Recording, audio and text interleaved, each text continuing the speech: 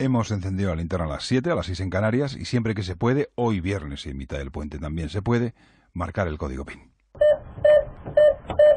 José Ramón Pin, Arboledas, profesor. Buenas tardes. Muy buenas tardes desde Lisboa. El caso de las empresas que se van de Cataluña a otras partes de España, o quién sabe dónde. ¿Cómo lo resuelves, profesor? Pues querido Juan Pablo, una estampida. Puigdemont gritó fuego, o sea, independencia, y al grito de sálvese quien pueda salieron a cientos. Pero si el presidente vuelve a gritar fuego, es decir, responder al requerimiento del gobierno con un sí o con un no contesto, la estampida puede ser impresionante, se acelerará. Y una vez deslocalizadas las empresas, atraerlas de nuevo es muy difícil. Tanto que Puigdemont puede oír aquello de: presidente, apaga la luz, cierra la puerta y tira la llave de la economía catalana al mar para lo que queda. Esa es su responsabilidad este fin de semana. Le aconsejo prudencia. Adiós, Pin Arboledas. Buenas tardes. Buenas tardes. Obrigado. Adiós. Hoy, como es viernes, hablamos a esta hora en la linterna de ciencia, de salud, de bioética, a ciencia y conciencia en la linterna. El comentario con la firma del profesor César Nombela. En los últimos 20 años hemos sabido que el ADN de los seres humanos apenas tiene 20.000 genes. Es decir, que solo el 2% de nuestro material hereditario lleva información para generar proteínas. Hay mucho que descubrir sobre el otro 98%. Un nuevo estudio masivo analiza el funcionamiento de estos genes en hasta 40 órganos y tejidos distintos del organismo. Se trata de avanzar más en la relación entre la forma concreta e individual de nuestro ADN y las enfermedades que padecemos. La conclusión que apuntan es clara. En cada tejido nuestros genes se controlan desde esas regiones no génicas. Son variaciones en ese 98% las que regulan su funcionamiento y nuestra individualidad, también en relación con la patología. Los cientos de personas analizadas fueron donantes fallecidos. La aplicación de criterios éticos que protejan los derechos de las personas estudiadas y sus familiares es fundamental en estos trabajos. Nuestra intimidad genética debe ser protegida. El hombre puede cambiar hasta de ideas, pero no puede cambiar sus genes. La linterna. COPE. Estar informado. Pues tú dirás, Ignacio Camacho. El conflicto catalán vive una etapa efímera de calma tensa y negociaciones subterráneas. La independencia suspensiva de Puigdemont ha abierto un limbo político que desdibuja su propio mapa como si hubiese difuminado las coordenadas. En ese clima de tregua ficticia, el gobierno se está dejando mecer en su propia esperanza. Al marianismo le produce alergia el artículo 155 y nada le gustaría más que prolongar esta especie de armisticio hasta encontrar una fórmula clara. También los separatistas parecen cómodos con el respiro de su propia escalada. Se diría que ambas partes han llegado por agotamiento a una similar sensación de galvana. Pero ningún Estado puede admitir que su legalidad quede orillada, y eso es exactamente lo que sucede en esta situación de espera extraña.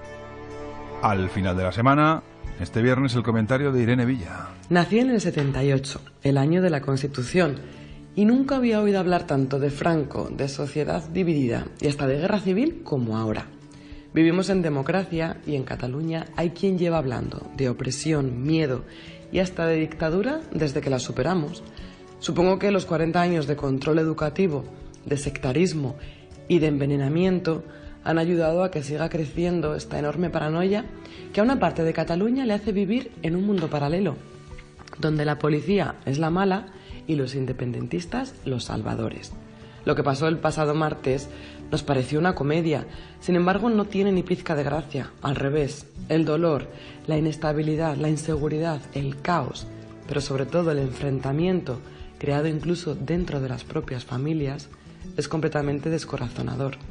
Dicen que en política se puede hacer de todo menos el ridículo, pero es que además de ridículo se han cometido una serie de ilegalidades que no pueden quedar impunes. A esta hora más información confidencial, linterna confidencial.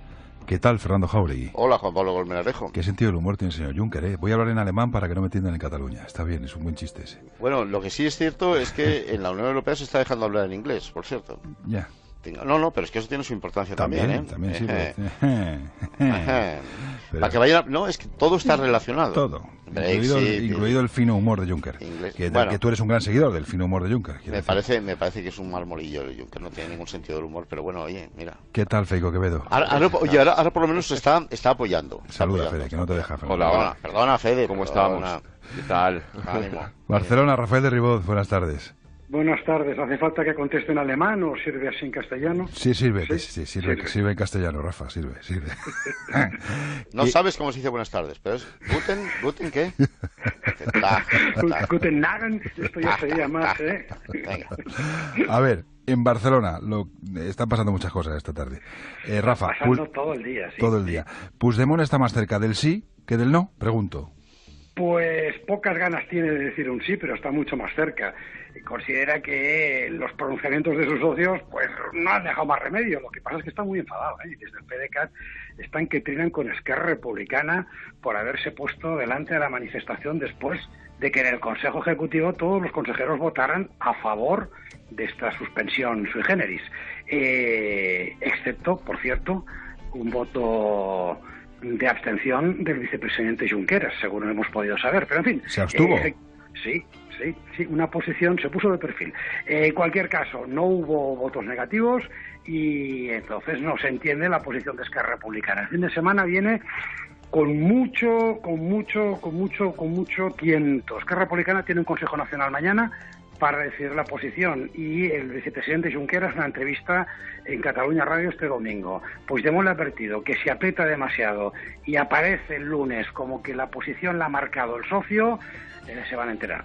Y por otra parte, no tiene o considera que no tiene más remedio que dar una respuesta afirmativa porque dice el entorno del presidente que no hay ningún gesto que recoja su oferta de diálogo y que por tanto no les dejan alternativa. Y que va a decir que sí, que declaró la independencia, por lo tanto. Bueno, seguramente lo que harán en primera instancia el lunes es poner la transcripción de la sesión parlamentaria más los resultados del referéndum, es decir, una evidencia de sí, esperando y apurando los plazos hasta el jueves. Federico, las fuentes en la antigua Convergencia y Unión, a propósito del papel de Artur Mas, que hoy decía esto de bueno, cada uno de aquí tiene su papel, el presidente toma las decisiones, aquí no manda la CUP, aquí no manda la Asamblea Nacional de Cataluña, ¿a ti te dicen que está intentando frenar o enredando? Enredando. No enredando, es decir, lo que me dicen es que en el fondo el estratega un poco, en buena medida, de todo lo que se está haciendo desde el despacho del presidente de la Generalitat es Artur Mas, que hay que recordar que estuvo con él la noche anterior justo de la comparecencia en el Parlamento y que además estuvo presente en la reunión previa a esa intervención en la que fueron los diputados de la CUP que se sorprendieron al encontrarse allí con Artur Mas y fue el que prácticamente llevó la voz cantante casi todo el rato. Artur Mas quiere, porque lo necesita, porque tiene una mochila demasiado llena de muchas cosas. Y el día 20 tiene que pagar una fianza. Sí, pero es eso y es corrupción y es que tiene la mochila muy llena, necesita el caos, que se produzca una situación de caos en la que al final él podría acabar saliendo como el que tuviera la solución, ¿no? De alguna manera. Pero que lo que está buscando es el caos. Y el caos implica que se aplique el 155 y que las CUP y sobre todo el entorno independentista de Òmnium Cultural y de la ANC, etcétera, movilice en la calle otra vez de nuevo y se cree un clima de tensión e incluso de violencia. Eso es lo que se está buscando, lo que él cree que puede llevar a que todo esto se solucione, pero por esa vía. Jauri, ayer en el Palacio Real, donde estabas tú, estaba Federico, me consta que había más preocupación por las decisiones que pueda tomar la juez Lamela en la Audiencia Nacional que la primera respuesta de Puigdemont. Hombre, digo por estos dos de las asambleas, esta nacional catalana y Òmnium Cultural y el jefe de la policía. Si los Jordis se quedan en la cárcel, en vez de volver, pues habrá lío, claro, no que para menos duda, tendrá que haber una respuesta bastante inmediata. Pero de todas maneras, déjame que no esté muy de acuerdo con el tema de Artur Mas. ¿A ti qué te sale? A mí me sale otra cosa distinta. A mí me parece que la posición de Artur Mas es muy débil, la personal y la política. Es muy débil. Y me sale que alguien está hablando con alguien, como en las guerras de Gila. Esto tiene algo que ver con Gila también. Alguien está hablando con alguien de algo de lo que no estamos muy enterados, pero yo creo que con Mas está hablando alguien más de los que nosotros pensamos. Yo no sé si a Rafa le sale esto también. Se lo pregunto porque me da la impresión de que aquí la pieza ahora mismo a mover se llama Artur Mas, que es el que, por cierto, nos ha metido en todo este lío. Dicho sea, claro. Eso estamos todos de acuerdo. ¿A ti te sale que alguien está hablando con alguien y hay uno de esos alguien es Artur Mas y le ofrecen salir del embrollo aparte al margen de todo esto, siempre y cuando él se porte bien? Afirmativa lo primero y no me consta lo segundo, que por primera vez en mucho tiempo vuelve a haber línea caliente, sí. Eso es obvio, sí. Me hablan de terceras filas, y hasta qué punto esto está Marta Pascal, la tercera fila eso ya lo Marta Pascal, ya la semana pasada. ¿Sí? Bien, sí, pero por parte intermediada. Marta Pascal muy directamente con Pedro Sánchez. Mira, a lo mejor Pedro Sánchez en Moncloa explica... Y con algún ministro, pero sabemos. Yo creo que, sobre todo, a lo mejor ayudó también estas largas reuniones que tuvo el líder del PSOE en Moncloa para hacer valer la posición de la nueva dirección del PDeCAT. Ya. Pero bueno, estábamos hablando de Artur Mas. ¿Tú qué crees que está...? Yo creo lo contrario de Federico. Yo también, pero no me consta que sea porque haya una oferta sobre su posición.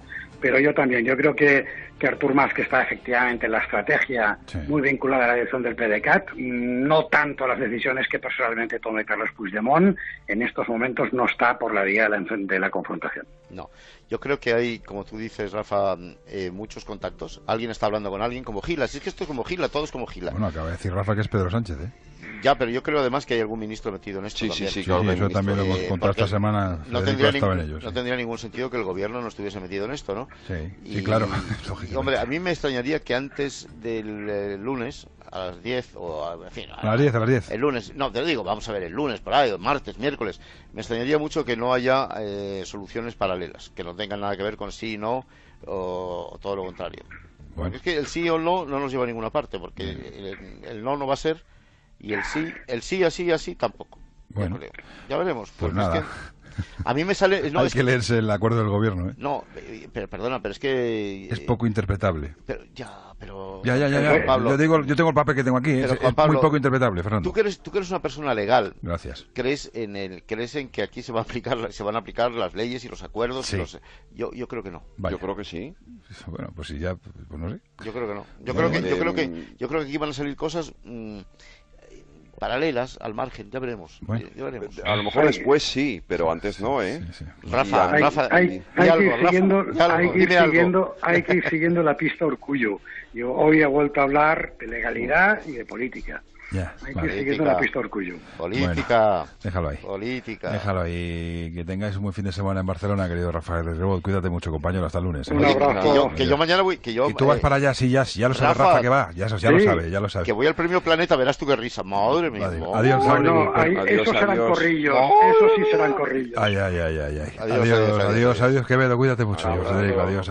Sigue encendida la luz de la linterna y a esta hora, como cada viernes, ilumina al bueno, al feo y al malo del panorama nacional. Apuntes de la semana política con Jorge Bustos. Buenas noches, Jorge. Buenas noches, Juan Pablo. Nos encontramos en el engañoso momento de calma que precede a la tempestad. Es cierto que se ha activado ya el 155, pero este artículo no irrumpe como un huracán. Empieza más bien como una suave brisa que va cogiendo fuerza, primero removiendo el flequillo de Puigdemont, y quién sabe si al final no acabará levantando los tejados de la Generalitat y suspendiendo por completo la autonomía de una región declarada en rebeldía. Mientras llega la respuesta al requerimiento del lunes, que coincidirá por cierto con la declaración de los Jordis ante el juez, vamos a fijarnos ahora en un hombre bueno que falleció ayer sirviendo a su país. Te refieres al capitán del Ejército del Aire, Borja Ibar, como no podía ser de otra manera. Así es, Juan Pablo, el piloto que murió en su día, el Día de la Hispanidad, cumpliendo su misión por circunstancias que aún no están del todo claras. Tampoco se descarta la hipótesis admirable de que prefiriera no eyectarse para mantener la trayectoria de la aeronave fuera de zona poblada, sacrificando así su vida por protegerla de los demás, una actitud que es el heroico resumen de la vocación militar. De momento poco me importa que sufriera un desvanecimiento o que fallara la mecánica del Eurofighter. Importa que el capitán Ibar, que tenía mis mismos 34 años y una esposa y un bebé de 4 meses esperándole en la base, murió como mueren los soldados, sirviendo a su país, enalteciendo su fiesta nacional y dejando con el humo fatal del accidente la estela de un ejemplo edificante. Serena saber que una nación que cuenta con hombres así no será fácil de destruir. sobre todo viendo la calaña de lo que hay enfrente. O viendo, por ejemplo, Jorge, la confusión de algunos de sus cómplices, como es el señor Iglesias, ¿no? Que es el feo de la semana y de todo el proceso, en el que nunca se ha sentido cómodo, porque aquel patriotismo transversal que vendía Podemos ha quedado violentamente desenmascarado en esta crisis catalana, en la que don Pablo y sus mariachis se han decantado por el bando de quienes planean la ruptura de España, con la consiguiente incomprensión de muchos de sus votantes que ahora se baten en retirada desengañados. Lo sorprendente es que alguna vez se creyeran que a Iglesias le importó alguna vez la unidad de la nación, la concordia civil o la defensa del proletariado, que también cuelga su bandera rojigualda en el balcón, como se ve en tantos barrios obreros estos días. Cuando se trata de defender España, Iglesias está más perdido que un tronista en la Feria del Libro, porque en realidad a Iglesias le repugna España, le repugnan sus símbolos y sus gentes, que no le votan todo lo que él cree que se merece, y próximamente le votarán mucho menos, por traidor a España y por pagafantas de los indepes. Aclarado el feo, vayamos por último con el malo, que no es uno, sino que son dos con el mismo nombre, los Jordis. Mis tocayos menos honorables, Juan Pablo. ¿Sí? Uno dirige la Asamblea Nacional Catalana y el otro Òmnium Cultural o Incultural, pero su actividad me resulta tan nauseabunda que ni siquiera voy a acercarme a consignar sus apellidos. Los Jordis tienen un problema serio, que se llama sedición, y que cursa con penas nada leves, porque alentar no ya el odio de los catalanes contra el resto de los españoles, sino el de unos catalanes puros contra otros impuros, no puede salir gratis. Lo de los Jordis no es activismo, es guerra civilismo. No es la revolución de las sonrisas, es la siniestra coreografía norcoreana de la uniformidad forzosa y de la persecución del discrepante por barrios y calles. Buena parte del ambiente venenoso que se respira hoy en Cataluña lo han creado estos dos sujetos, a los que solo deseo a partir del mismo lunes el ingreso en una celda llena de kinkis pedagógicos que les enseñen nociones básicas sobre convivencia y civilidad carcelaria. Quizás salgan de allí rehabilitados y arrepentidos tras un máster intensivo en rencor social. El bueno, el feo y el malo, la crónica política de la semana con la firma de Jorge Bustos en la linterna en la cadena COPE. Adiós, Jorge, que te vaya bien. Gracias, Juan Pablo, un abrazo. Internacional para conocer las claves de cuestiones que por supuesto también nos afectan. Javier Fernández Arribas, buenas noches. Buenas noches a todos. Y Ramón Pérez Maura, buenas noches, Ramón. Buenas noches, don Juan Pablo. ¿Dónde andas a estas horas? Estoy en Biarritz. Ah, no está mal. Es un buen sitio. Disfrutando. Un sitio maravilloso. El presidente de la Comisión Europea, Jean-Claude Juncker, ha sido hoy de nuevo muy claro. No quiero una Cataluña independiente. Otros harían lo mismo, Javier. Sí, además ha hecho las cuentas. No quiero una Europa a 98 estados, con 28, bueno, ahora 27 con el Brexit.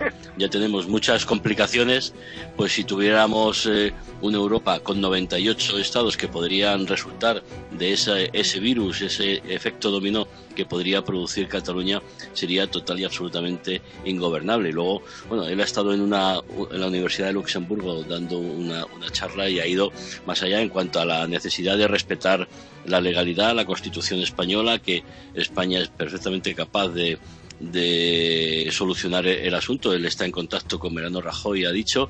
Y otro asunto, bueno, yo creo que España es perfectamente capaz de solucionarlo, pero sobre todo lo que hemos estado hablando, ahí Europa es la Unión Europea, no tiene ningún sentido abrir más fronteras y además porque cualquier país europeo puede tener su Cataluña.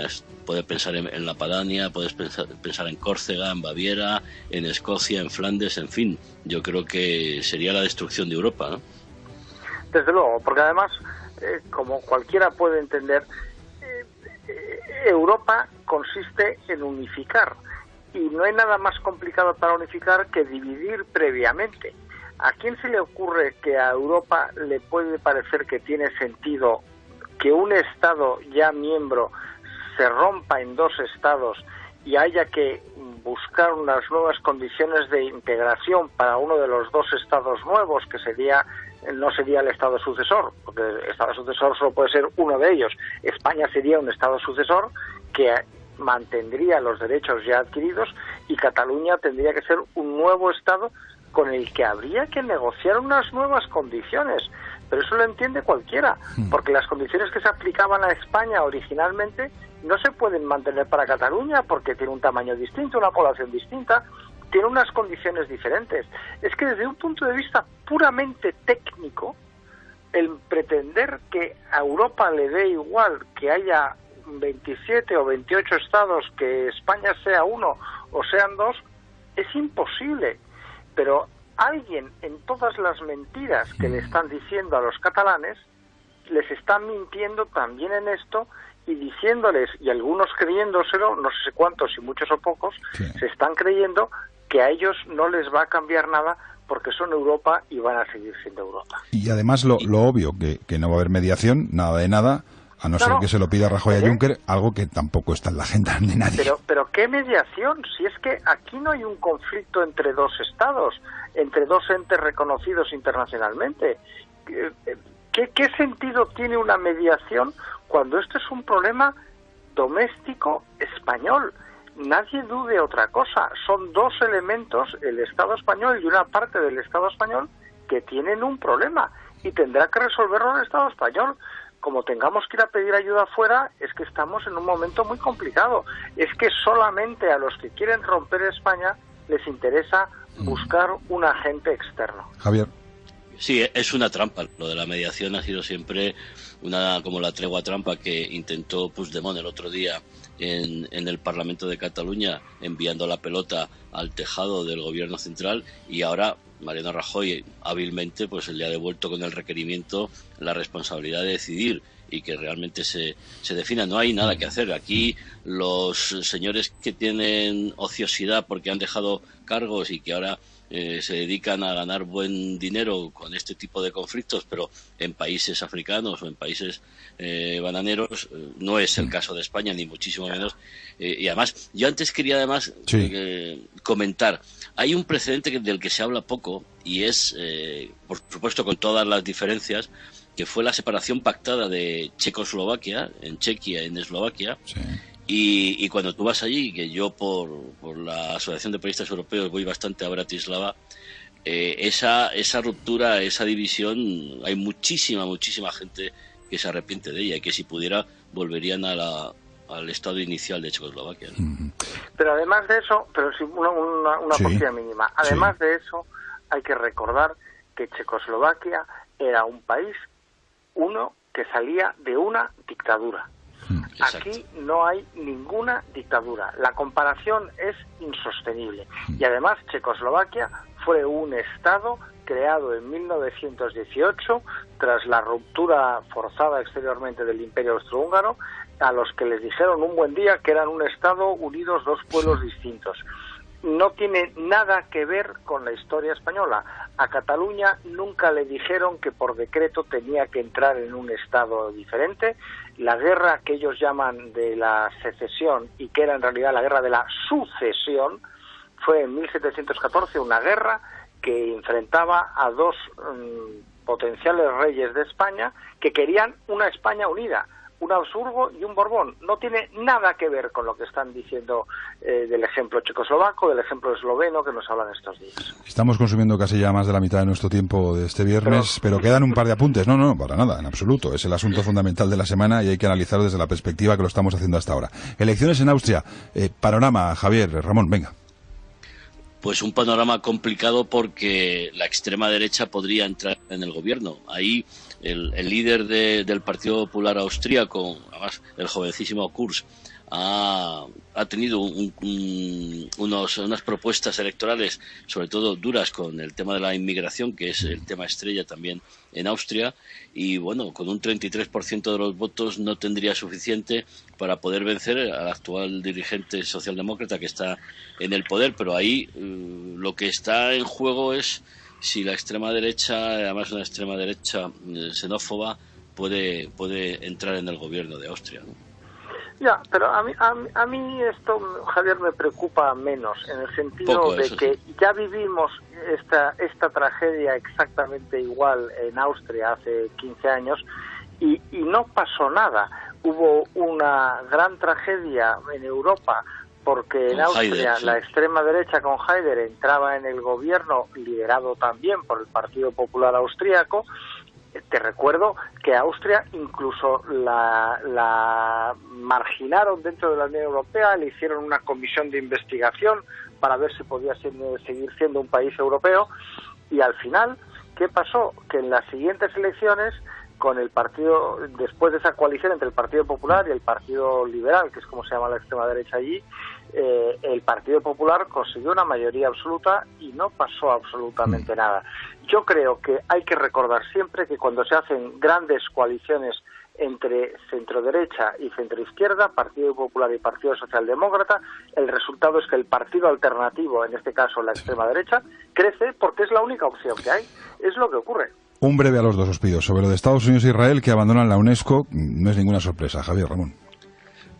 No, desde que la UNESCO aprobó que Hebrón pudiera ser patrimonio por parte de Palestina, ya se sabía que la situación era insostenible, y con Donald Trump pues muchísimo peor. Además, un Donald Trump que bueno, tiene ahí unas circunstancias que pueden crear más inestabilidad en la región con el acuerdo nuclear con Irán, además en un día donde el gobierno de Irak anuncia que va a lanzar una ofensiva militar contra los kurdos en el norte, con lo cual esto de la UNESCO pues echa un poquito más de gasolina al fuego de Oriente Próximo. Ramón.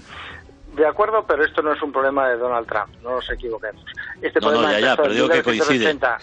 Sí, coincide, pero empezó en 1980 con Ronald Reagan.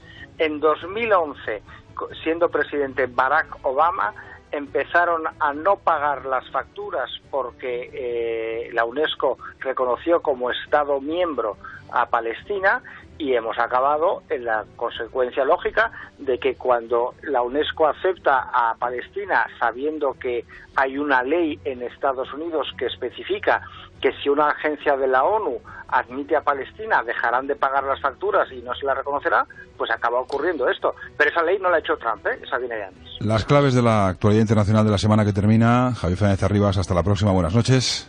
Buenas noches a todos. Y Ramón Pérez Maura, gracias como siempre. Ramón, buenas noches. A la orden, buenas noches. Y en el equipo económico del viernes 13 de octubre, Pedro Fraile, profesor, ¿cómo estás? Buenas noches. Encantado de estar aquí a pesar del calor. Fernando Méndez Ibisate, profesor, ¿cómo estás? Buenas noches. Pues muy contento de estar aquí con vosotros y muy triste porque no llueve. ¿Qué tal, Joaquín Bismano? Aquí estamos. Recordamos. Vamos. Muy plural es esto. ¿Qué ha pasado en la economía, Joaquín? La crisis catalana no sale gratis, dice el gobierno, y advierte de los efectos económicos que va a tener. El ministro Luis de Guindos ha confirmado que obligará a revisar a la baja la previsión de crecimiento para el próximo año. Vamos a tener una tasa de crecimiento inferior a la que habíamos proyectado inicialmente, que era del 2,6%. La nueva cifra irá en el plan presupuestario que se enviará el lunes a Bruselas con la prórroga de las cuentas públicas. Veremos qué pasa al final con el objetivo de déficit público. La directora gerente del Fondo Monetario Internacional, Christine Lagarde, ha pedido despejar cuanto antes la incertidumbre catalana. The sooner it is resolved, the better, because uncertainty is never conducive to... Lo mejor, dice Lagarde, es que esto se resuelva cuanto antes. La incertidumbre nunca ha sido propicia para la estabilidad financiera, el crecimiento y la inversión. De hecho, son ya más de 500, al menos 540 las empresas que han abandonado ya Cataluña desde la consulta ilegal, según datos del Colegio de Registradores. Salen a más de 50 al día. Ahora analizamos estos movimientos, el impacto económico de lo que está pasando. Por cierto, que el exministro Carlos Olchaga ha dejado este aviso con Herrera. La economía catalana a medio plazo se pone en una situación muy mala, en el sentido de que va a perder muchos factores de producción. Se suma el mensaje del gobierno, de las agencias de calificación, de que Cataluña puede entrar en recesión. Al margen de esta cuestión, el día nos ha dejado el visto bueno de Bruselas a la OPA de la italiana Atlantia sobre Abertis, aunque ya se anuncia contra OPA de ACS para la próxima semana. Como estaba previsto, Jaime García Legaz ha sido nombrado presidente de AENA y Josep Piqué consejero del gestor aeroportuario. Donde ha habido sorpresa, Juan Pablo, en cambio, es en Prisa, porque Javier Monzón ha dicho no a ser el sustituto de Juan Luis Cebrián. Y luego la bolsa, el IBEX 35, ha cerrado la semana con una ligera subida. Ya se dice que el Banco Central Europeo anunciará a final de mes alargar 9 meses más el programa de compra de deuda, pero eso sí, reduciendo las compras a la mitad. Esto último, Pedro Fraile, Fernando Méndez Ibisate, traducido es, o sea, quitamos un poquito de un lado y ponemos otro poquito en el otro, ¿no? Esto de la reducción de compras, pero reduciendo mantener el programa de compra, pero reduciendo. Es una manera de ir frenando, sí. Porque ya... Esto es echarle una mano a los estados, es para entenderlo, ¿no? Esto de la compra de deuda, ¿no? ayudarles a gastar, a que mantengan su nivel de gasto. En vez de decir, no, Si usted quiere gastar más e incurrir en déficits, muy bien, pero lo paga. Y paga, porque tiene que pedir prestado, lo paga a un tipo de interés decente, no indecente como este. El precio del dinero no puede ser cero, porque eso desconcierta es como si se vendieran teléfonos móviles a 0 euros. La gente diría, pero ¿esto cómo es? ¿Lo regalan? ¿Dónde está el truco? Exactamente. El truco no se ve. Es un thrillerismo por el que pagaremos consecuencias, pero por ahora no se ve. Así que cuanto antes el precio del dinero refleje el riesgo, el costo de oportunidad, todo más, eso de lo que sabe tanto Fernando Menéndez Bisbate, que nos va a decir ahora mismo, cuanto antes mejor. Fernando, ya quisiera yo saber algo de algo. A ver, hay dos cosas a este respecto. Primero, el Banco Central Europeo siempre se comporta de forma seguidista de la política de la Reserva Federal. ¿Por qué? Porque el dólar es la moneda mundial, es lógico. Fijaros que siempre, tanto cuando empezó a retirar, tanto cuando empezó a dar dinero y a dar todas las facilidades de liquidez y de crédito, como ahora que empezaron a retirar, ha sido siempre la Reserva Federal la que se ha comportado previamente. Esto tiene repercusiones tanto sobre los tipos de interés como sobre los tipos de cambio, que si el Banco Central Europeo no reajusta su política, antes o después saltaría, entonces tiene que hacerlo, ¿vale? La segunda, los bancos centrales en general, cuando inician una política, no, y eso que han mejorado mucho, no estamos como en los años 70-80, han mejorado mucho en sus instrumentos econométricos, en sus instrumentos de datos, etcétera, muchísimo, pero no tienen la certeza ni la información necesaria y precisa para saber en dónde va a acabar eso y dónde va a deparar. Tal es así que cuando Janet Yellen ha intentado empezar a hacer frenos, los mercados y las personas han respondido de tal manera, incluso con expectativas de que iba a hacer aquello ya, han empezado a responder de tal manera que ha tenido que frenar esas retiradas de liquidez y esas subidas de tipos de interés, porque los mercados... Mantenerlas, pero decía, no, voy a hacer 2 o 3 en 2017 y solo ha hecho 2.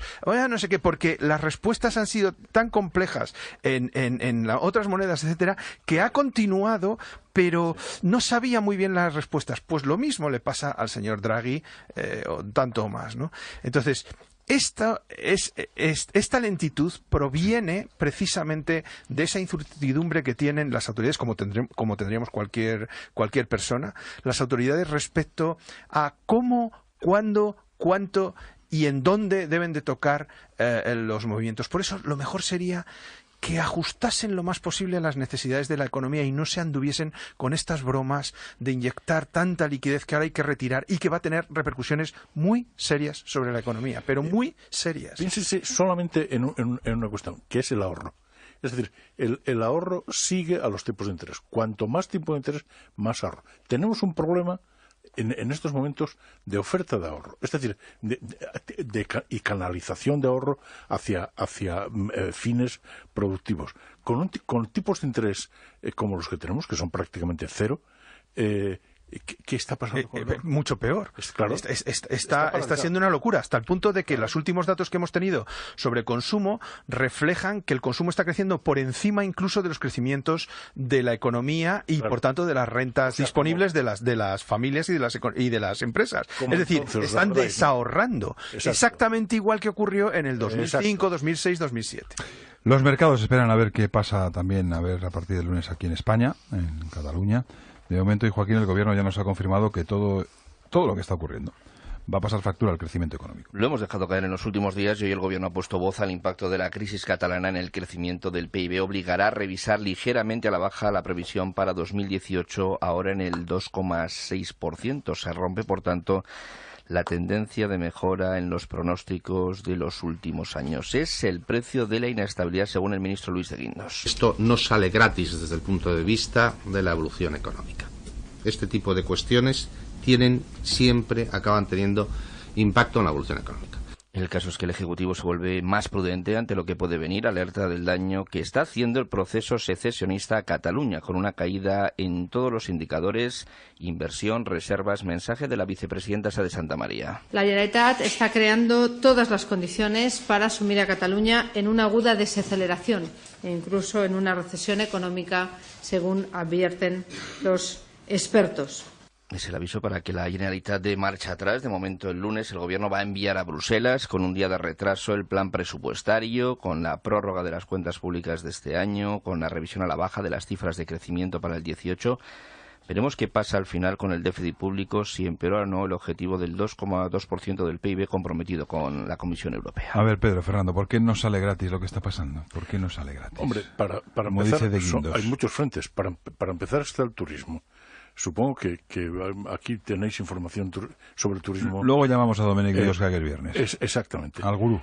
Es de suponer que este pinchazo, este bajón que ha habido del 50% no se mantenga, que sea simplemente un bache y que luego se reponga. Pero no se va a reponer al mismo nivel. Estos niveles tienen un efecto raqueta, nunca vuelven al nivel anterior, estos shocks. Y eso en Cataluña es fundamental. Y consiguientemente en toda España. Pero luego hay muchísimas más cosas. Luego están todas las decisiones que no se toman de inversión. Yo creo que es lo más importante. Las dificultades. O sea, que pesa más lo que no se hace que lo que se hace. Exactamente. La gente, cuando se reúne alrededor de una mesa para la vicepresidenta, en el resto de España la inversión en el conjunto está creciendo a un ritmo del 13%, en Cataluña cae un 10%. Es tremendo, claro. Son los miedos de los consejos de administración a decir, ¿ponemos en marcha esta ampliación? ¿Sí o no? Y la respuesta es esperad, ¿por qué no? Claro. Pensar en la logística, en el transporte, ¿no? En los miedos en las empresas de todo tipo, en las dificultades que se crean para acceder a mercados de préstamo, ¿no? A mercados de crédito, en la reputación de las empresas catalanas y por derivación de todas las que operan allí, las españolas. Es un lío. Nos enfrentamos a unos felones chapuceros, ¿no? Porque si vas a dar un golpe, si eres un golpista, por lo menos haz bien las cuentas, ¿no? Claro, es que esto es bananero, ¿no? Es decir, pensar que no se iban a ir ninguna empresa. Se están yendo cientos de empresas pequeñas, no de las grandes, de las que salen en los periódicos, no, de las que no salen, cientos de ellas. Y hay un cálculo por ahí que son empresas que facturan un promedio de 2 millones al año. Es decir, son empresas pequeñas, pero de las que forman el tejido productivo que es sustancial, ¿no? ¿Qué se va a hacer con eso? El flujo es tan grande que el Producto Interior Bruto catalán está cayendo en comparación con el resto de España, hasta el punto que el PIB madrileño ha superado al de toda Cataluña, ¿no? Ha crecido como 4.000 y pico millones. 4.000 y pico millones. Eso es un shock sustancial, que no son buenas noticias para Madrid tampoco, ¿no? No. Porque no se va, la crisis no se va a mantener contenida en los límites de Cataluña, se va a extender por toda España, serio. Y eso estamos en el corto. Yo digo, esto al medio y largo plazo se verá más claro, ¿no, profesor? Sin duda. Sin duda, sí se continúa con la situación, sobre todo, ¿no? Que es lo que están diciendo desde el gobierno. Hay un grupo de economistas muy reputados, muy reconocidos internacionalmente y que ejercen la profesión y llevan años dedicándose a la academia en el extranjero, fundamentalmente en universidades norteamericanas, ellos muy independentistas también, en los que se ha apoyado también, por cierto, todo este proceso y toda la ANC y toda que lo que dicen es que las cosas que están pasando surgen o son derivadas como presiones que se realizan desde el lado no secesionista para que Cataluña no termine de dar el paso y que después de todo, incluso ya cuando han llegado a ver la realidad, es decir, han comprado el discurso falso y mentiroso de las cifras, de que los bancos van a ponerse a la puerta a pedir entrar en Cataluña, de que las empresas van a ponerse a la puerta y a pedir entrar en Cataluña, como dijo Mas ya, ¿verdad? Esto lleva un proceso. Y ellos han comprado eso y están diciendo eso. E incluso cuando se han topado con la realidad, CaixaBank, Banco de Sabadell principalmente al principio, han dicho, bueno, realmente tampoco tiene mayor importancia. Algunos han dicho terminarán volviendo también, etcétera, etcétera. Bien, son unos economistas tan reputados, tan buenos, tan reconocidos dentro de la profesión, que yo casi me da cierto rubor, ¿no?, llevarles la contraria. Pero la economía fundamental. Pero la economía, bueno, esto es lo que... Por prudencia, sí que el profesor Méndez Vicente es muy prudente. No, al contrario, yo soy muy loco, pero... Si como dicen por ahí, estoy muy loco. Con ellos, pero... se te cae el mito rápidamente. No, ya, pero a ver... Saben hacer modelos neoplatónicos. De teoría del empresario no saben nada. Termino. La economía fundamentalmente es incertidumbre. Porque la economía es la vida misma, y la vida misma es incertidumbre. El único hecho cierto que tenemos es que nos vamos a morir y tratamos de vivir como si eso no fuese a suceder, siempre. Incluso cuando estamos muy próximos o tenemos conciencia de estar muy próximos. Somos animados, ¿eh? No, esto es así, es como es el ser humano, ¿no? La incertidumbre y el cálculo de riesgos se elevan enormemente cuando tú desestabilizas las instituciones de un país, cuando tú rompes con las leyes y no pones nada a cambio, o lo que pones es una locura tal o vuelves al estado salvaje, que intuyes, no, y que además intuyes que el estado que quieren sustituir por lo que hay tiene una tendencia muy totalitaria, muy autoritaria, ¿no? Y la posibilidad de corralitos de todo tipo, etcétera. Digamos, suponiendo que esto fuese a más, ¿no?, como se dice allí. Entonces, la situación que, como he dicho ya aquí en otras ocasiones, es consustancial al propio secesionismo, al propio nacionalismo, ¿no? La situación es tal que yo no entiendo cómo estos economistas no perciben la creación de riesgos e incertidumbres tan elevadas, aparte de los paraguas legales, los paraguas de protección monetarios que mantiene primero los monetarios. Los primeros que se van y tal son los monetarios que existen dentro del marco de la Unión Europea. Pero para las otras empresas que se van, que no son financieras, los paraguas legales, los paraguas institucionales, los marcos de cumplimiento de las relaciones y de los acuerdos, etcétera, etcétera, todo eso es sustancial para el marco económico. No puede el marco económico progresar, crecer y aumentar si tú rompes eso. Eso lo tendría que entender cualquier economista de primero. Que son cosas tan elementales que debieran de ser de primero de carrera, ¿no? Esto yo en parte creo que también ha repercutido mucho sobre la reputación catalana. Cataluña estaba vista en el extranjero siempre como, bueno, lo más internacional. Ellos también se vendían así. Los franceses se saben vender muy bien y los catalanes también, ¿no? Los franceses saben vender sus quesos cuando hay quesos magníficos en España y otras cosas que tienen los franceses. Pero bueno, los catalanes también se saben vender bien y eso es alabarles, es muy positivo. Pero aparte de esa forma de venderse, sí que es verdad que existía una reputación basada en hechos reales de que Cataluña era un polo de cultura, de progreso, de industrialización, muy favorecido también por los dineros del resto de España durante mucho tiempo, etcétera, etcétera. Bueno, bien, todo lo que quieran. Esa reputación se está perdiendo en términos internacionales. Me da la sensación de que en Europa están empezando a percibir, con estos hechos que se están produciendo y con estas cosas, ellos han intentado utilizar lo de los policías y esas cosas para decir, ¿veis? El Estado bárbaro que viene a por nosotros, que somos la gente refinada, la gente culta, la gente progresista, etcétera. Pero cuando han rascado un poco y si se enseña bien lo que hay detrás, yo creo que por ahí fuera también empiezan a decir, bueno, aquí hay cosas raras. Y en Europa han empezado a pensar que es una de las cosas, de los argumentos que ha dado el presidente de la Comisión Europea hoy, ¿no? Oiga, es que Europa lleva años y décadas intentando construirse como para que ahora en 15 años se deshaga en 90 mini-estados, ¿no? Sí. Así lo ha dicho. Vamos con otro aspecto más que ha salido aquí en la conversación y que viene siendo noticia estos días. Lo venimos contando aquí en la reunión del equipo económico de la Linterna. Hay mucho movimiento, Joaquín, en los despachos de abogados de Cataluña, en las notarías, en los colegios de registradores, por este asunto que se ha venido a llamar la fuga de empresas. Avalancha, sí, por esa incertidumbre de la que hablaba Fernando, por esa inseguridad jurídica. Según datos de los registradores, al menos 540 empresas han ido desde la consulta ilegal desde el pasado 1 de octubre. Incluye cifras de Barcelona, Gerona, Tarragona, no de Lérida. El mayor número de salidas fue el lunes, la jornada previa al pleno del Parlamento catalán, con esa declaración unilateral de independencia. Desde luego hay mucho trabajo en Cataluña, también en despachos de abogados de otras zonas de España como Madrid.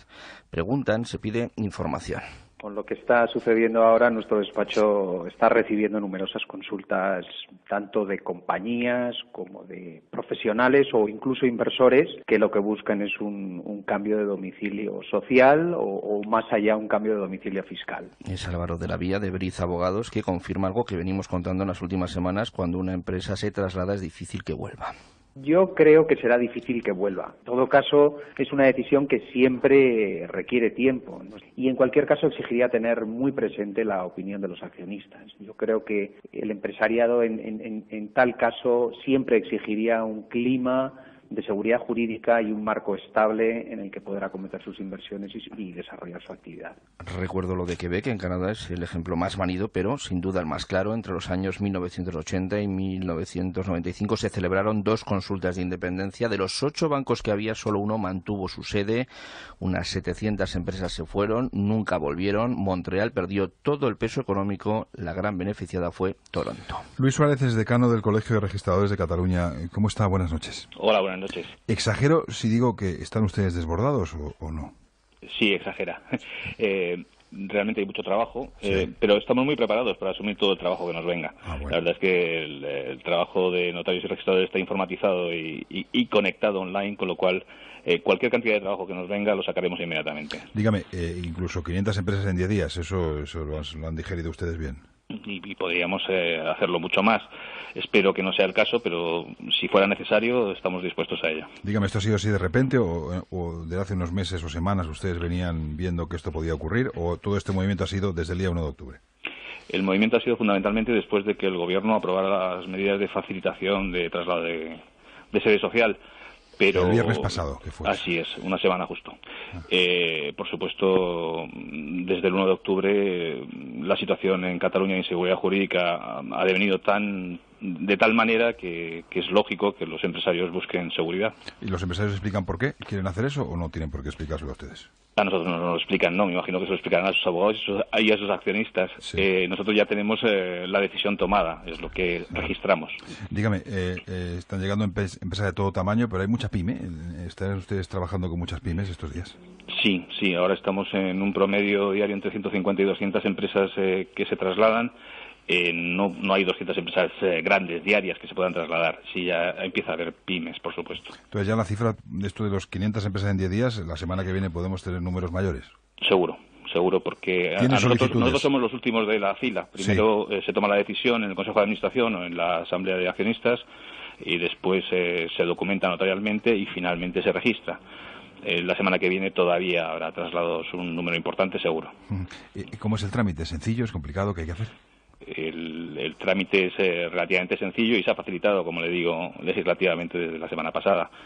La decisión corresponde al Consejo de Administración y una vez tomada se documenta notarialmente y se remite por el notario al registro y en 24 horas está tomada nota del traslado. Pero para cambiar la sede social, por ejemplo, a Madrid o Valencia, ¿hay que tener un edificio, una oficina en esa ciudad o no hace falta?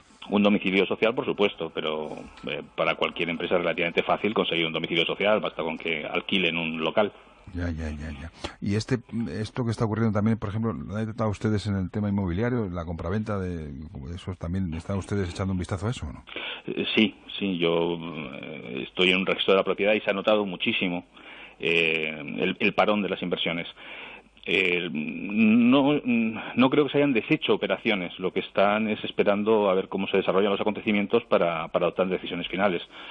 Sobre todo aquellos que tienen que buscar una hipoteca o tienen que conseguir una hipoteca a 20 años o tienen que saber, tienen que tener una estabilidad, tienen que tener una seguridad jurídica. Usted, los registradores, supongo que también estarán inquietos, ¿no?, por su trabajo, su futuro y todo esto, ¿no? Por supuesto, la situación en Cataluña es muy, muy delicada y estamos deseando que se vuelva a restablecer la seguridad jurídica, que es en lo que trabajamos. ¿Pero en el Colegio de Registradores han detectado ustedes peticiones de traslado o no? Eso no ha ocurrido todavía. hoy precisamente cierra un concurso de traslado de registradores y es muy probable que bastantes de mis compañeros hayan decidido irse a otros sitios de España. Y no sabe usted cuántos. ¿Cuántos registradores hay en Cataluña? ¿Cuántos son ustedes en Cataluña? 170. 170. ¿Y hoy se ha cerrado un concurso? Un concurso, sí, ha coincidido con estas fechas. No sé, 20, 25 se pueden marchar en este concurso, sí. Le agradezco toda la información, Luis Suárez, decano del Colegio de Registrados de Cataluña, contarlo en la cadena COPE para toda España. Gracias. Muchas gracias. Y que le vaya bien, muchas gracias. Igualmente. Bueno, pues si queríamos una foto fija de lo que está ocurriendo más claro desde el Colegio de Registradores, más claro el agua, ¿no? Es un dato demoledor. Sí. Es decir, una de las patas de la justicia, la garantía sobre la propiedad, se está desmoronando. Es realmente... Fíjate lo que te ha dicho, 150 pymes diarias, que esto va a seguir. Te ha dicho que también está afectando al sector inmobiliario, con un parón en la firma de hipotecas. Sí. Y luego es que encima al propio colectivo de registradores, que también se marcha de Cataluña. Sí. A ver, yo intentaría también poner un punto que son 170 y que unos 20-25 pueden haber pedido el traslado. Un punto de tranquilidad. Un porcentaje representativo, sí. Fernando. Sí, pero que yo sigo creyendo, como mucha gente sigue creyendo en el fondo, que esto puede revertirse. Quiero decir, no se va a producir una independencia de una república, una supuesta república catalana de el resto de ciudadanos de España, ¿vale? Del resto de ciudadanos de España, porque ellos también son ciudadanos del mismo país y bajo las mismas leyes, etcétera. No se va a producir. Ahora bien, dicho esto, eso que supone o puede suponer una tranquilidad respecto a la fuga, respecto a la posible, incluso posible retorno de a una parte de las personas que se han ido. Yo también veo un problema, y es que ni siquiera con eso el problema o el asunto se resuelve del todo. Porque sigue habiendo internamente un número sustancial de personas, me da igual si son 200.000, 1 millón o 2 millones, pero hay un número sustancial de personas que siguen creyendo y considerando que ellos están mejor por su cuenta que con el conjunto de estos charnegos y de esta gente que son invasores. Representan unos invasores que nos chupan la sangre, ¿vale? Esta es fundamentalmente la idea. Hay gente. En tanto no pero se mira cambie. El destrozo que te provocan, ¿eh? En tanto no, claro, no, es que además en esa gente. Días, fíjate el destrozo que han provocado. Para colmo, además, es que esa gente. Se anuncia para el lunes. De esos 2 millones, no todos, pero una parte, aunque sea un 10%, 200.000, 100.000, 80.000, 20.000, son encima gente que sale a la calle de forma aguerrida. O sea, son gente que están dispuestos a montarla. Y en serio, es que esto lo hemos visto en 2015 y en 2000, no hace falta venirse al 2017, en 2011, cuando claro, y la semana pasada, cuando rompían y tiraban contra el mobiliario urbano, contra las sedes de bancos, etcétera, ¿no? Entonces, esto lo hemos visto, no hay un grupo de gente que son encima que te pueden montar y que además pueden tomar las riendas de lo que en el futuro puede devenir el orden en Cataluña. Entonces, mientras no, incluso con esta gente que la podemos dar por perdida, mientras no retornemos a la realidad, volvamos a explicar las mentiras, o sea, lo que son mentiras, y explicar las cosas como son de verdad, pues yo creo que va a ser difícil, ¿no? ¿Qué añades tú, Pedro? Que esa va a ser una tarea hercúlea, yo diría imposible, y que hay que lograr un objetivo más modesto, que es a que se controlen, que respiren hondo y que sigamos viviendo como se vive en muchas relaciones. Conllevándose unos con otros. Decías tú antes en la conversación, en el análisis de todos los datos, Pedro, que los efectos del turismo, este puente del 12 de octubre, el puente de la Fiesta Nacional de la Hispanidad, pues era un puente muy goloso para darse una vuelta por Barcelona y por Cataluña, pero mucho. De hecho, el año pasado los números eran unos y este año son otros. Domènec Bioscas, el experto en turismo de la Linterna, nuestro gurú que acude a la llamada siempre que está, y por supuesto todos los viernes. Hola, Domènec, buenas noches. Buenas noches. ¿Tienes datos de la diferencia del puente de este año al del año pasado? ¿Tienes algún número que aportar? Sí, el año pasado fue casi un 100% y este año, según los propios hoteleros, el ayuntamiento está en un 50%. ¿La ocupación hotelera la mitad? La mitad, sí. Por varias razones. Primero, porque el tema de congresos he hablado con 17 grupos hoteleros que el jueves estuve comiendo con ellos. Los que dependían de los congresos han tenido un bajón importante y sobre todo un bajón en las próximas reservas. El propio ayuntamiento lo está diciendo, o sea que no decimos nada nuevo. Depende si el hotel está en el centro, donde la imagen de follón en las calles afecta más, congreso me has dicho, o si son los jóvenes vienen más, mayores menos y larga distancia mucho menos. Por eso hay compañías aéreas que dicen no vayamos y cruceros que no paran, ¿no? Pero en cambio hay hoteleros que llevan ya, esto lo han olido, lo han vivido, porque los que llevamos años moviéndonos en ciudades, sabemos que cuando hay, yo recuerdo País Vasco por otros motivos, que nadie diga que comparo, pero la calle era caliente, pues no había turismo. ¿Y qué pasa? Que las imágenes de la calle caliente en Barcelona, por distintos motivos, hace que la gente tenga más miedo. Y lo que he hecho es darle, ¿qué tenéis que hacer? Sí, que te han preguntado, ¿qué hacemos ahora? A ver, ¿qué les has dicho? Exacto, pues mira, los que llevan tiempo, lo primero que tienen que hacer es hablar con los clientes que tienen reservas. Hoy he vivido en un hotel en la Costa Brava, hace nada, 2 horas, como el recepcionista no ha sabido parar una anulación de reserva. Entonces hay que enseñar a la gente para parar reserva, para decirles que esto pasa en algunas calles, pero que yo que estoy algún día en Barcelona, pues hay zonas que no te enteras lo que está pasando en otras. Luego es muy importante ofertas a través de las ventanas de reservas, no haremos publicidad, con ofertas también interesantes. Otro grupo hotelero en Barcelona que domina bastante el casco histórico ha bajado precios y está llenándolo con jóvenes. También es importante, muy importante, negociar con los organizadores de congresos. Hoy ha saltado una noticia, rumor o no rumor, de que los organizadores del móvil, el Gran Congreso del Móvil, que es brutal, pues que igual se cambia de ciudad. No, pero de momento en el 18 lo mantienen en Barcelona. 18 lo mantienen, Domènech. Sí, pero están pidiendo máxima seguridad. Sí, claro. Porque si vuelve a manifestarse todo el mundo, ¿no? Pero claro, lo mantiene porque es muy difícil volver a organizar todo lo que significa, ¿no? Y también otra es hacer ofertas, cena gratis, niños gratis. Yeah. Están haciendo entradas, acompañarles cuando hay grupos, acompañan por la calle con gente, con azafatas, con guardaespaldas. Están explicando las zonas tranquilas y las zonas que no hay que ir. Menudo panorama, los cruceros que paran están ofreciendo el servicio, oiga, pues taxis de confianza que les llevarán a los sitios para salir de las Ramblas. Y una noticia, se está celebrando en Las Vegas el Congreso Mundial de Congresos. Y tú en España está en una labor de promoción, pero claro, están viendo los datos y ponen la piel de gallina. Acuérdate este verano que estábamos con lo de la turismofobia. Claro. Estábamos con la turismofobia este verano, querido Domènech. Eso iba a comentar yo, porque es que tiene narices que el Ayuntamiento de Barcelona ahora constate que están perdiendo, cuando el propio Ayuntamiento de Barcelona, una vez más los políticos, parece que no son parte del problema. Y el Ayuntamiento ha estado fomentando esa turismofobia. Sí. Los que tenéis abuelas, recordad que decían que los males no vienen solos. No. Recordaos el atentado, el largo funeral, la manifestación, las broncas en las calles, ahora esto. Claro, entonces el turismo es el negocio de la felicidad y la gente quiere seguridad en la calle, buen clima, transporte seguro y ofertas seguras. Cuando no tienes seguridad, la felicidad sale corriendo. Y pensemos que las noticias son terribles en las redes sociales.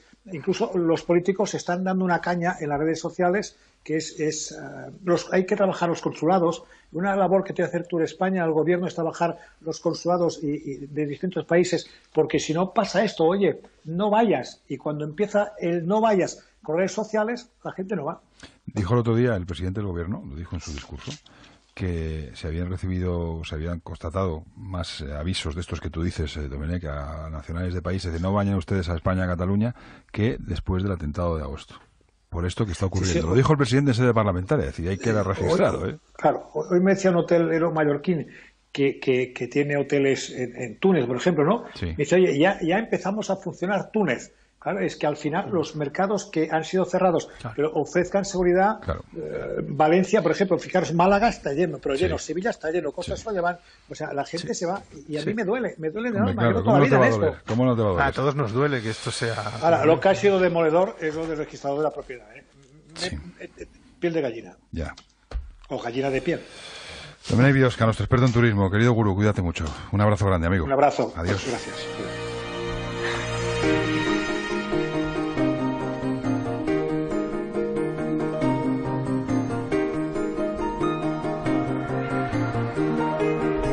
A ver, Joaquín, la prensa económica de mañana.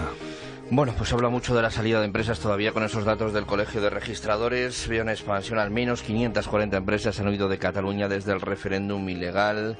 5 días, más de 540 empresas dejaron Cataluña este mes. También lo destaca las páginas de economía de ABC, y esto va a seguir, según nos contaba Luis Suárez, decano del Colegio de Registradores de Cataluña, hace unos minutos aquí en la reunión del equipo económico. El otro asunto también ligado a Cataluña, consecuencias, evolución económica. En ABC el gobierno empeora sus previsiones de déficit y crecimiento por Cataluña. Veo también en expansión Guindos, el PIB crecerá menos del 2,6% en 2018 por la crisis catalana. Y sí, luego del Economista, sí. Es el dato que acompaña eso, y es que el déficit va a ser revisado también al alza. Sí, eso se lo están pensando. A ver, todavía. De momento, además, como tienen que volver a presentar las cuentas del 2017 porque no ha habido tal, es que son unos problemas sobre otros, y parece que los políticos están silbando como los romanos cuando pedían un voluntario en Asterix y Obelix, ¿no? Es que se ponen de perfil y dicen un voluntario y se ponen a silbar todos para otro lado mirando. Pues no, señor, es que los políticos tienen una responsabilidad importante en todos los sentidos, ¿no? Es que es alucinante. Sí, señor, no te enojes. Dos titulares del Economista. Draghi reducirá la compra de deuda a la mitad del próximo año. Javier Monzón no será presidente de Prisa por la presión de Cebrián. No se va Cebrián, vamos.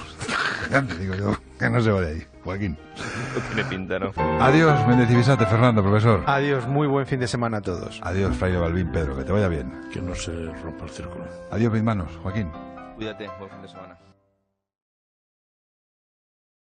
Soluciones paralelas, que no tengan nada que ver con sí y no, o todo lo contrario.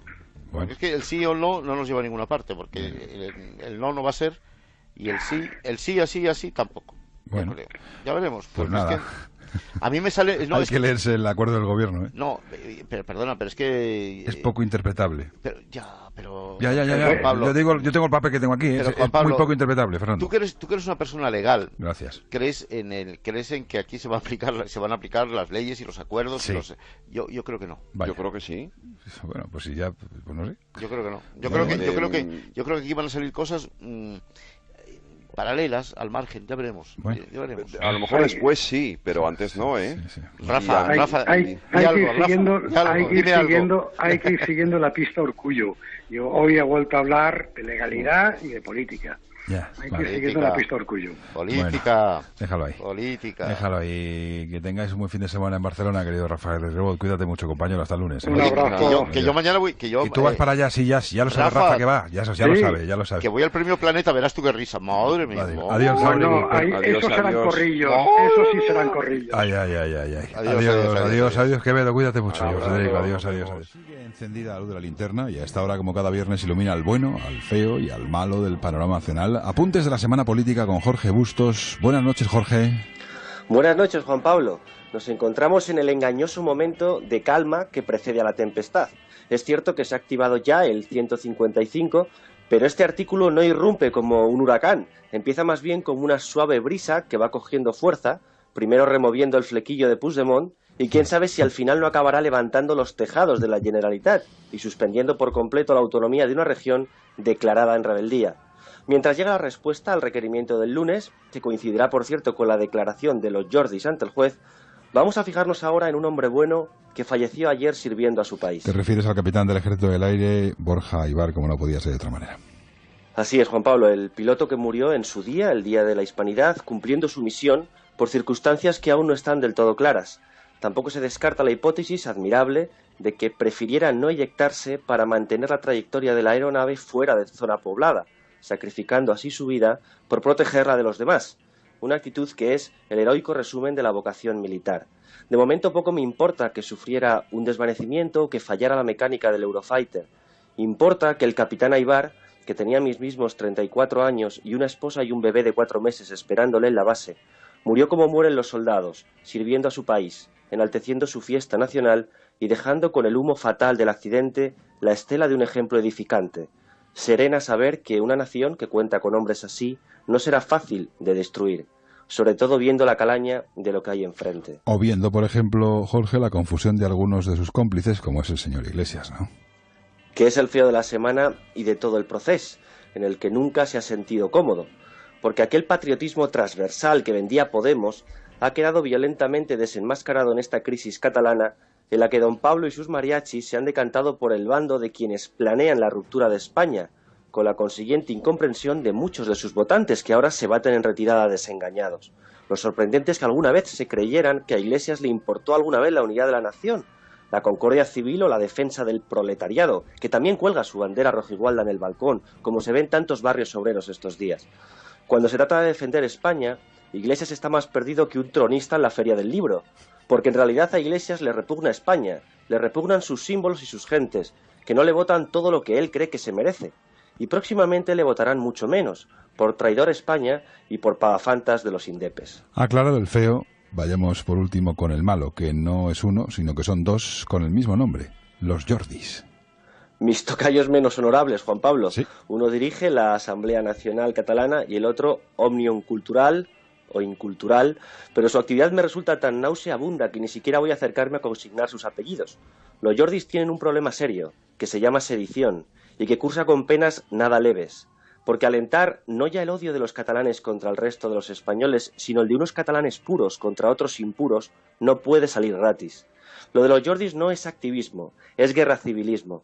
No es la revolución de las sonrisas, es la siniestra coreografía norcoreana de la uniformidad forzosa y de la persecución del discrepante por barrios y calles. Buena parte del ambiente venenoso que se respira hoy en Cataluña lo han creado estos dos sujetos, a los que solo deseo a partir del mismo lunes el ingreso en una celda llena de kinkis pedagógicos que les enseñen nociones básicas sobre convivencia y civilidad carcelaria. Quizás salgan de allí rehabilitados y arrepentidos tras un máster intensivo en rencor social. El bueno, el feo y el malo, la crónica política de la semana con la firma de Jorge Bustos en la linterna en la cadena COPE. Adiós, Jorge, que te vaya bien. Gracias, Juan Pablo, un abrazo. Internacional para conocer las claves de cuestiones que por supuesto también nos afectan. Javier Fernández Arribas, buenas noches. Buenas noches a todos. Y Ramón Pérez Maura, buenas noches, Ramón. Buenas noches, don Juan Pablo. ¿Dónde andas a estas horas? Estoy en Biarritz. Ah, no está mal. Es un buen sitio. Disfrutando. Un sitio maravilloso. El presidente de la Comisión Europea, Jean-Claude Juncker, ha sido hoy de nuevo muy claro. No quiero una Cataluña independiente. Otros harían lo mismo, Javier. Sí, además ha hecho las cuentas. No quiero una Europa a 98 estados, con 28, bueno, ahora 27 con el Brexit. Ya tenemos muchas complicaciones, pues si tuviéramos una Europa con 98 estados que podrían resultar de ese virus, ese efecto dominó que podría producir Cataluña, sería total y absolutamente ingobernable. Y luego, bueno, él ha estado en la Universidad de Luxemburgo dando una charla y ha ido más allá en cuanto a la necesidad de respetar la legalidad, la Constitución española, que España es perfectamente capaz de solucionar el asunto. Él está en contacto con Mariano Rajoy, ha dicho.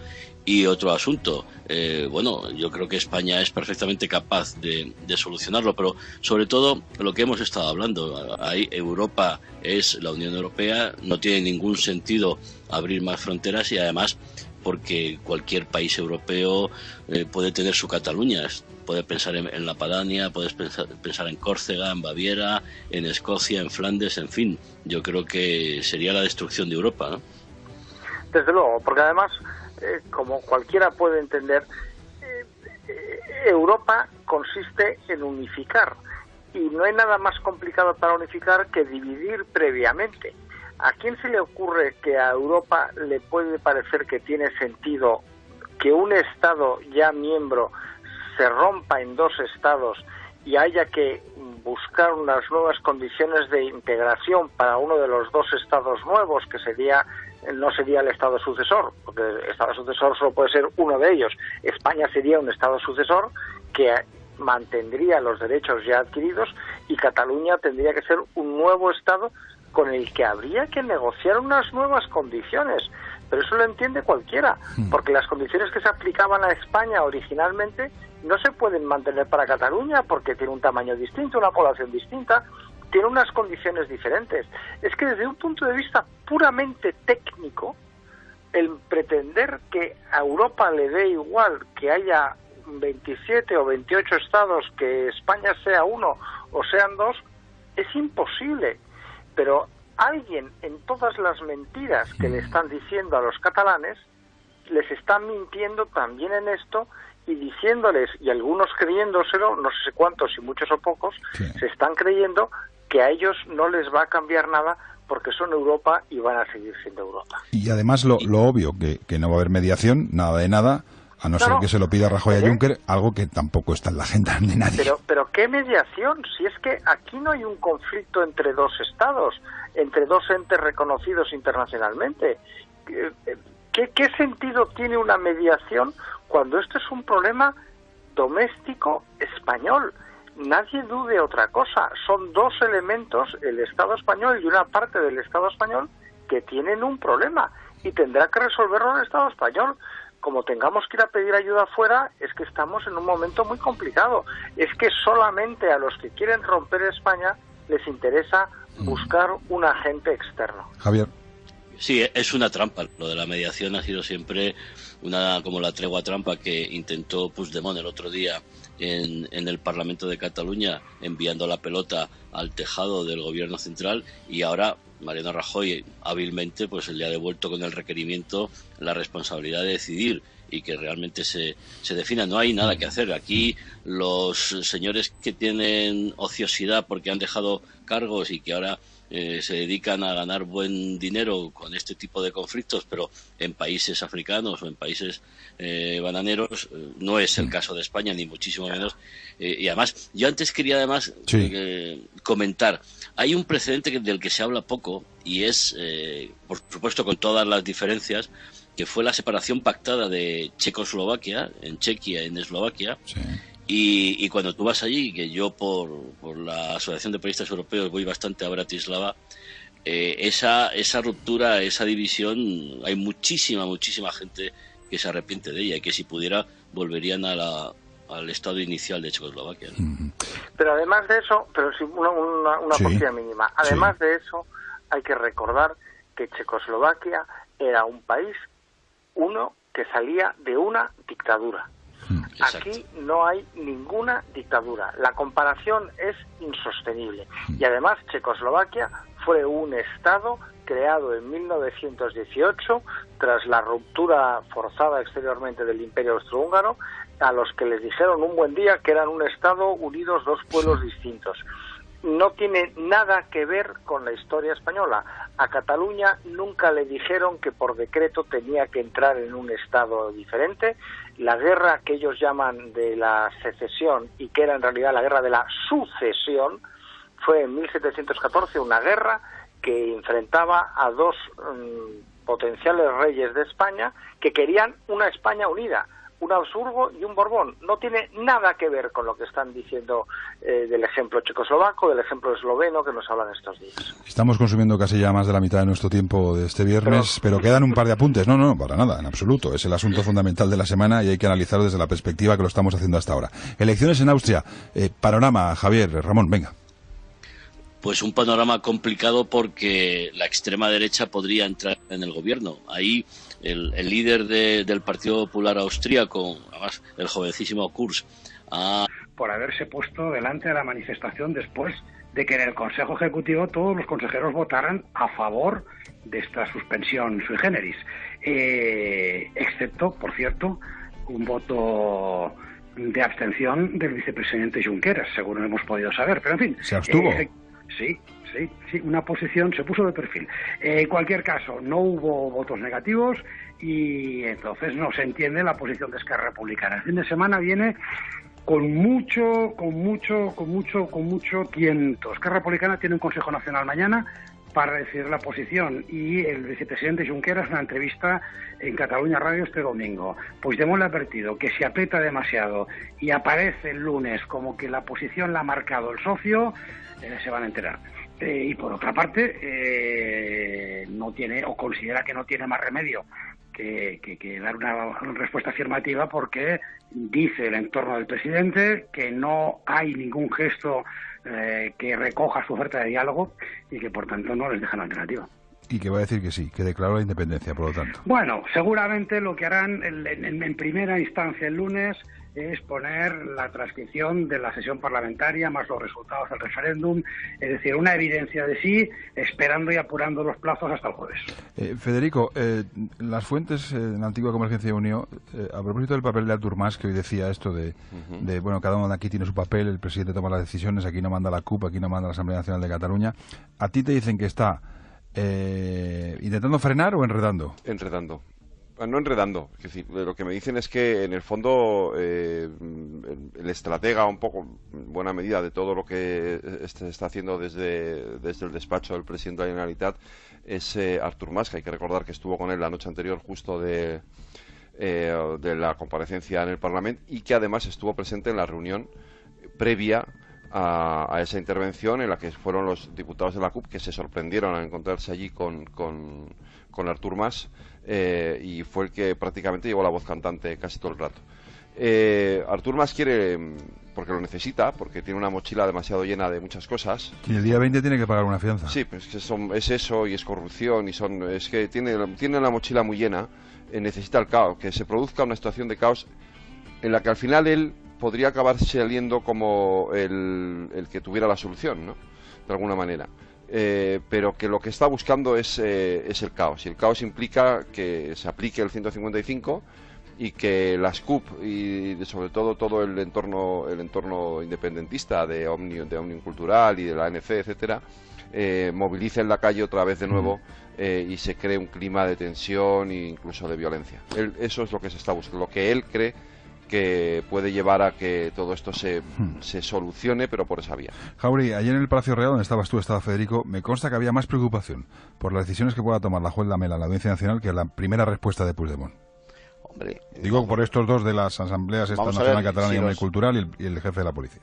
Si los Jordis se quedan en la cárcel, en vez de volver, pues habrá lío, claro, no que para menor duda, tendrá que haber una respuesta bastante inmediata. Pero de todas maneras, déjame que no esté muy de acuerdo con el tema de Artur Mas. ¿A ti qué te sale? A mí me sale otra cosa distinta. A mí me parece que la posición de Artur Mas es muy débil, la personal y la política. Es muy débil.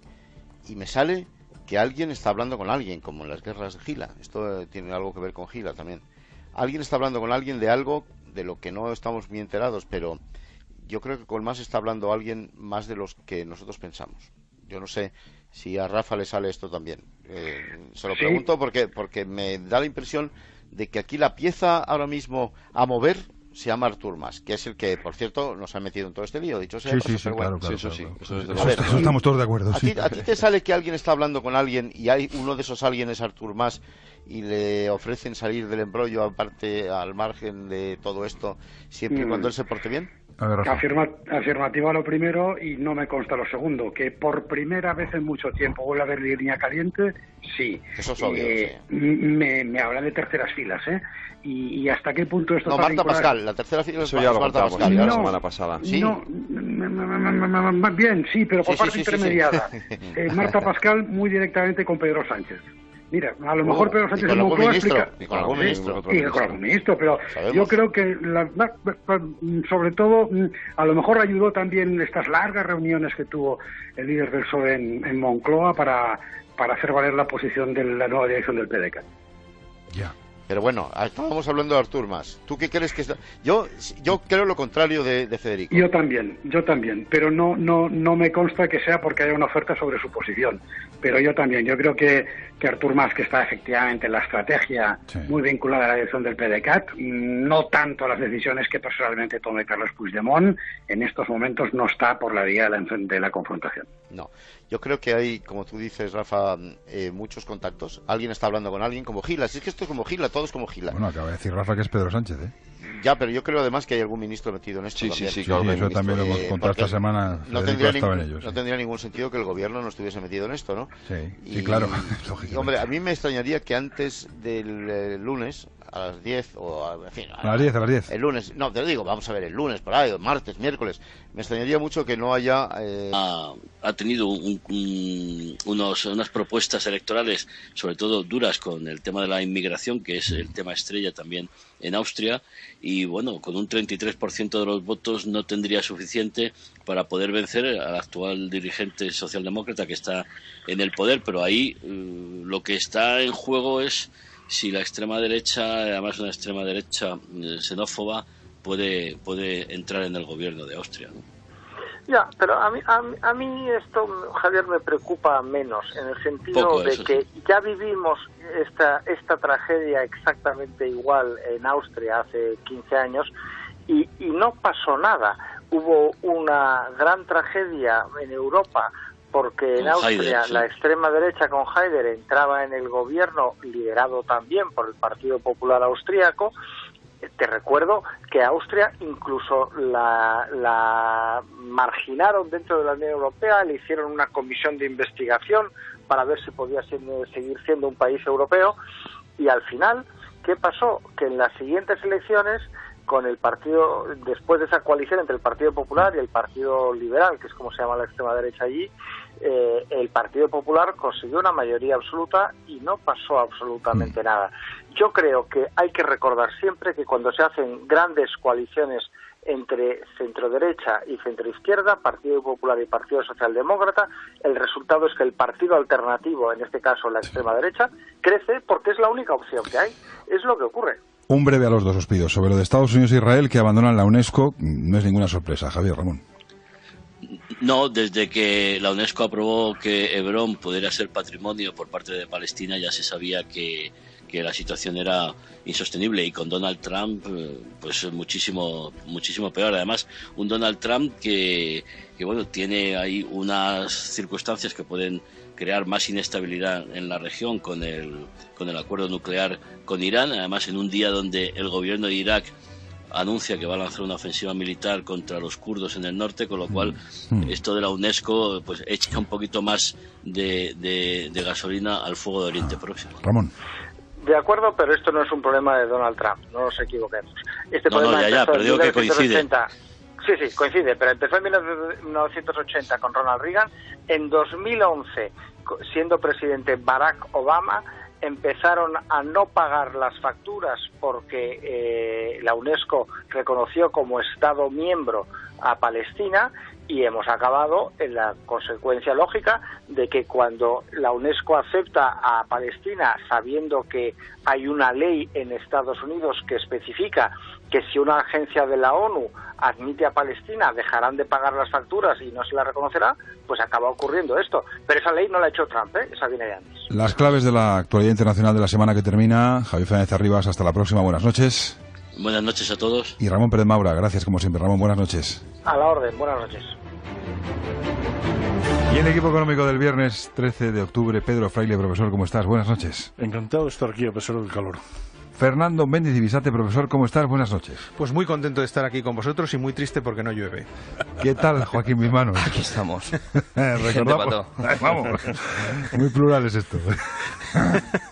¿Qué ha pasado en la economía, Joaquín? La crisis catalana no sale gratis, dice el gobierno, y advierte de los efectos económicos que va a tener. El ministro Luis de Guindos ha confirmado que obligará a revisar a la baja la previsión de crecimiento para el próximo año. Vamos a tener una tasa de crecimiento inferior a la que habíamos proyectado inicialmente, que era del 2,6%.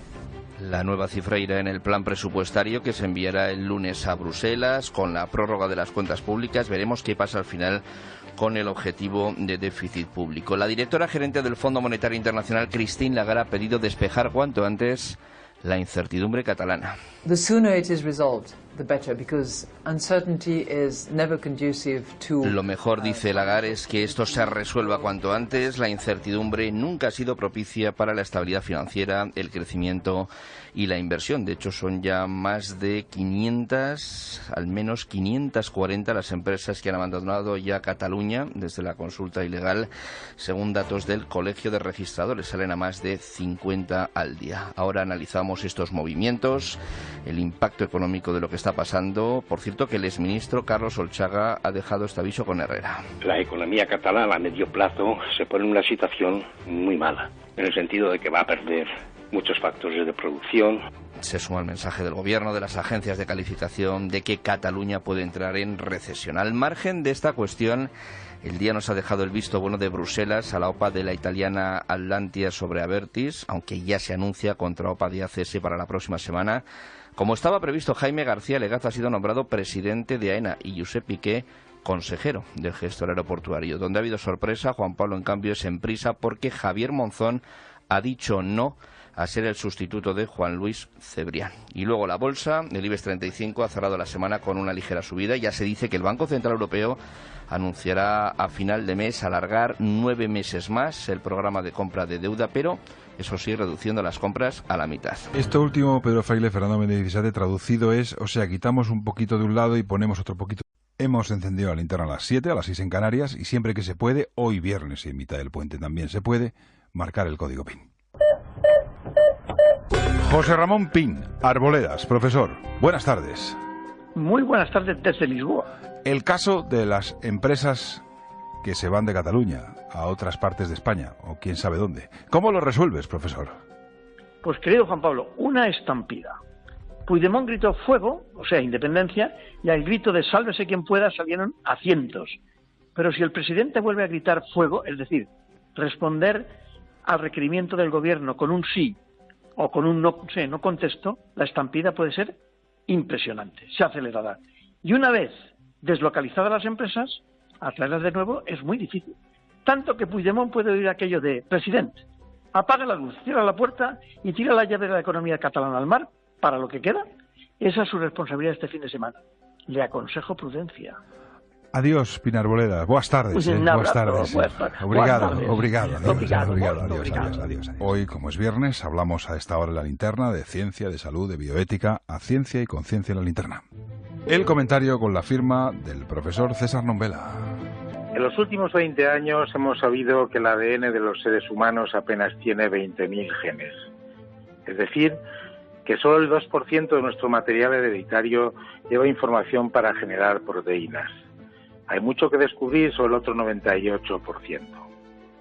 Un nuevo estudio masivo analiza el funcionamiento de estos genes en hasta 40 órganos y tejidos distintos del organismo. Se trata de avanzar más en la relación entre la forma concreta e individual de nuestro ADN y las enfermedades que padecemos. La conclusión que apuntan es clara. En cada tejido nuestros genes se controlan desde esas regiones no génicas. Son variaciones en ese 98% las que regulan su funcionamiento y nuestra individualidad, también en relación con la patología. Los cientos de personas analizadas fueron donantes fallecidos. La aplicación de criterios éticos que protejan los derechos de las personas estudiadas y sus familiares es fundamental en estos trabajos. Nuestra intimidad genética debe ser protegida. El hombre puede cambiar hasta de ideas, pero no puede cambiar sus genes. La linterna. COPE. Estar informado. Pues tú dirás, Ignacio Camacho. El conflicto catalán vive una etapa efímera de calma tensa y negociaciones subterráneas. La independencia suspensiva de Puigdemont ha abierto un limbo político que desdibuja su propio mapa como si hubiese difuminado las coordenadas. En ese clima de tregua ficticia, el gobierno se está dejando mecer en su propia esperanza. Al marianismo le produce alergia el artículo 155 y nada le gustaría más que prolongar esta especie de armisticio hasta encontrar una fórmula clara. También los separatistas parecen cómodos con el respiro de su propia escalada. Se diría que ambas partes han llegado por agotamiento a una similar sensación de galvana. Pero ningún Estado puede admitir que su legalidad quede orillada, y eso es exactamente lo que sucede en esta situación de espera extraña. Al final de la semana, este viernes, el comentario de Irene Villa. Nací en el 78, el año de la Constitución, y nunca había oído hablar tanto de Franco, de sociedad dividida y hasta de guerra civil como ahora. Vivimos en democracia y en Cataluña hay quien lleva hablando de opresión, miedo y hasta de dictadura desde que la superamos. Supongo que los 40 años de control educativo, de sectarismo y de envenenamiento han ayudado a que siga creciendo esta enorme paranoia que a una parte de Cataluña le hace vivir en un mundo paralelo, donde la policía es la mala y los independentistas los salvadores. Lo que pasó el pasado martes nos pareció una comedia, sin embargo no tiene ni pizca de gracia, al revés. El dolor, la inestabilidad, la inseguridad, el caos, pero sobre todo el enfrentamiento creado incluso dentro de las propias familias, es completamente descorazonador. Dicen que en política se puede hacer de todo menos el ridículo, pero es que además de ridículo se han cometido una serie de ilegalidades que no pueden quedar impunes. A esta hora más información confidencial, linterna confidencial. ¿Qué tal, Fernando Jáuregui? Hola, Juan Pablo Colmenarejo. ¿Qué sentido del humor tiene el señor Juncker, eh? Voy a hablar en alemán para que no me entiendan en Cataluña. Está bien, es un buen chiste ese. Bueno, lo que sí es cierto es que en la Unión Europea se está dejando hablar en inglés, por cierto. Ya. No, pero es que eso tiene su importancia también, ¿eh? También sí. Pero... Para que vayan... No, es que todo está relacionado. Todo. Incluido el fino humor de Juncker. Que tú eres un gran seguidor del fino humor de Juncker. Me parece que es un marmolillo el Juncker, no tiene ningún sentido del humor, pero bueno, oye, mira. ¿Qué tal, Feijóo Quevedo? Ahora por lo menos está apoyando. Saluda, Fede, que no te deja. Hola. Perdona, Fede. ¿Cómo estamos? ¿Qué tal? Ánimo. Barcelona, Rafael de Ribot, buenas tardes. Buenas tardes. ¿Hace falta que conteste en alemán o sirve así en castellano? Sí, sirve en castellano, Rafa, sirve. No sabes cómo se dice buenas tardes, pero es Guten ¿qué? Guten Nagen, esto ya sería más, ¿eh? Venga. A ver, en Barcelona están pasando muchas cosas esta tarde. Rafa, pasando todo el día, sí. Todo el día. ¿Puigdemont está más cerca del sí que del no? Pregunto. Pues pocas ganas tiene de decir un sí, pero está mucho más cerca. Considera que los pronunciamientos de sus socios pues no han dejado más remedio. Lo que pasa es que está muy enfadado, ¿eh? Y desde el PDeCAT están que trinan con Esquerra Republicana